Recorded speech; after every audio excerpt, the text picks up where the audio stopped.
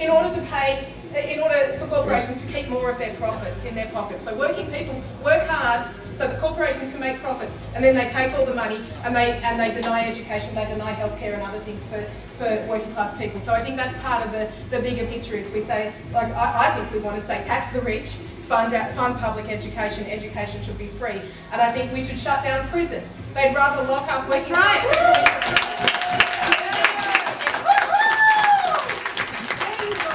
And that's great. So we need a movement, because they're not going to do these things. They do their things for a reason. They want to keep control of their money, they want to keep control of their profits. We need to actually say, we have a movement that's going to take it from them. We're going to demand public education. We're going to demand social services. We're going to demand healthcare. We're going to demand for working people and not for the people at the top.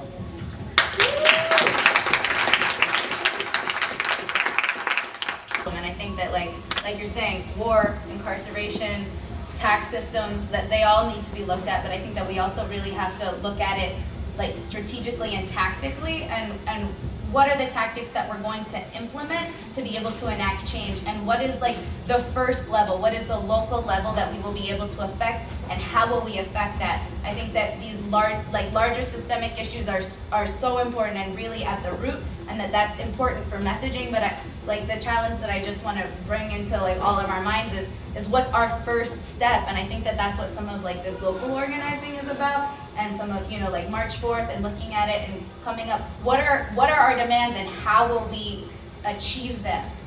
That's what I'm going to put out.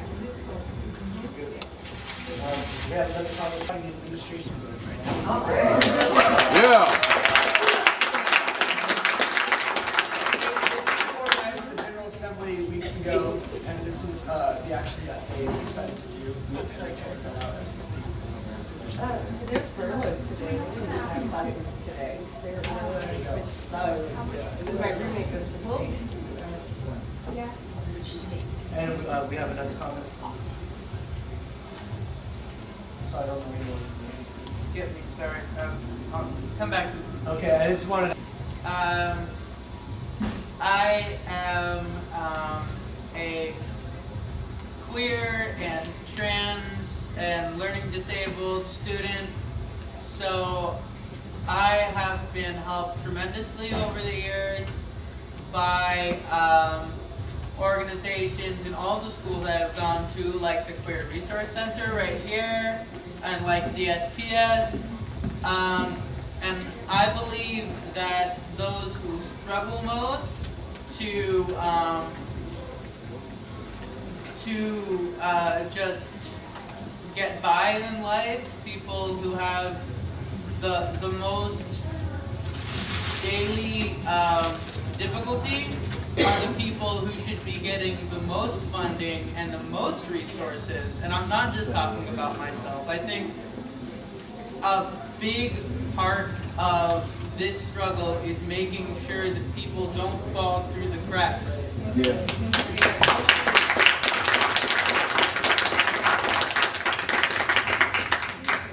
That's a great point to add on. Of course, we know we're cutting the funding from the people who need it the most. And of course, forgot what we were going to say. Something that a lot of people often say is, there is no money. We don't have any money for you. And I just, like it's been said, there's plenty of money. This economic crisis isn't because there's not money. They have plenty of money to give the largest bailouts to the bankers at the tops. They're going to be getting the biggest bonuses this year. Like, they could save this school with 1/10 of one CEO's bonus, you know, like, there's plenty of money out there. They're spending it on wars, they are spending it on prisons. And if we look through the history of how poor and working class people like ourselves have gotten anything, it is through organizing from the grassroots, from the bottom, like we are doing right now, and demanding more and saying, we're the ones that make this society work, we're the ones that make this college work, the faculty and the staff and the students, and we need to organize to take back what is rightfully ours, which is decent class sizes, free education, and like frankly, I stand for a lot more than that. Like, I think we need to have universal health care, and we need to have affordable housing. Like, shit, it is so fucking hard to live in this city. Like, I think, and like muni cuts, like they've been cutting muni. You have to be like a sardine just to get to this school. Yeah, like it is time for us to start taking back what is rightfully ours. We deserve a decent life. We have been working hard. Our entire lives have been working since I was 14, and I'm sick of it. Like, so I'm very, very happy to see so many people here today. And I have been organizing for a while, and it is these weekly meetings. It is making the flyers and putting them up.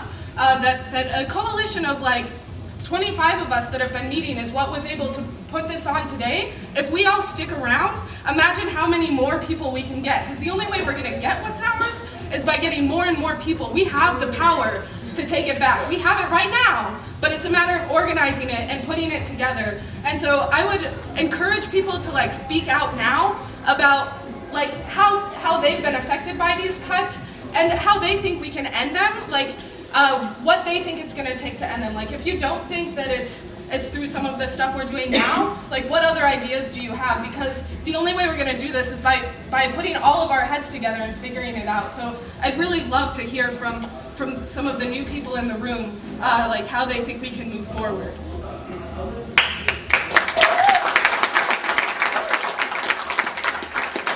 And if we take some of that money, just a little bit of it, and put it towards education, because we are the future, that we can make things a lot better, as opposed to giving it to military. Yeah.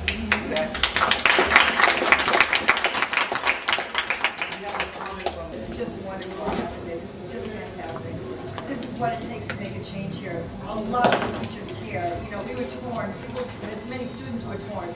Should we skip a class? Should we go to this rally? And it's a hard choice. There are a lot of people who wanted to be here and weren't. They had tests and things like that. But it really is great because this is what it takes to make a change here. And I was just thinking about what Kristen was saying, that yeah, there is money out there. It does take us getting in the way. Like that administrator came down and talked to us, right? You know, that's because of our power and our numbers. They don't want us upsetting things here at City College. We're here, right? And that's exactly what we need to do to say, you know, things cannot go on as usual if you're taking away people's classes and their chance to move on, taking away summer school, classes that people need. I know it's taking people 5 years to get out of San Francisco State because they can't get the classes they need, right? And then they're threatening shutting down whole programs. So there is money in this country, there's a lot of wealth in this country, and there's a lot of working people who deserve it a lot better, but it does take us standing up here and doing this. So I'm just really thrilled. I think it's speaking to a lot of that.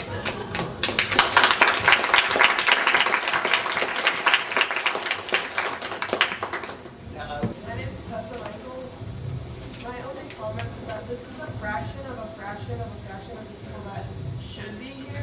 But, for example, I mentioned it yesterday, most people are willing to just bend over and let it happen.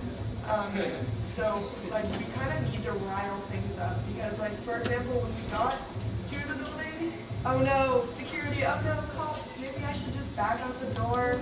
Like, oh, this is, like, getting uncomfortable. It's gonna get uncomfortable. And nothing's like this.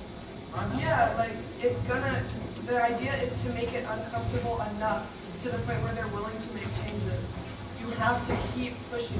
Like, if you bend over and let it happen, it's going to happen. No one's going to be like, well, I feel bad now, or cut too much. You're not going to feel guilty unless you make them uncomfortable enough. Right, you have to be the master of your own destiny. You have to have a... We have a list. We have a list, and so to remind everyone, if you want to speak, just raise your hand, and I'll write your name down. We have someone else scheduled to speak before you. So my name is Alan Fisher, and I'm a teacher over at Mission Campus. And we're going to have our General Assembly in December at Mission Campus. That's December 9th from 12 to 3. I think one point is all of us here have to consider ourselves to be organizers, which means that next time we have an action, we really have to try, and I know a lot of people did try, to identify potential allies, potential activists who will come with us, because we got to grow. Otherwise, we're not going to make a difference. And my second point is, it's too bad that there isn't some symbol of big business on campus like Citibank. because really it's true, there is a ton of money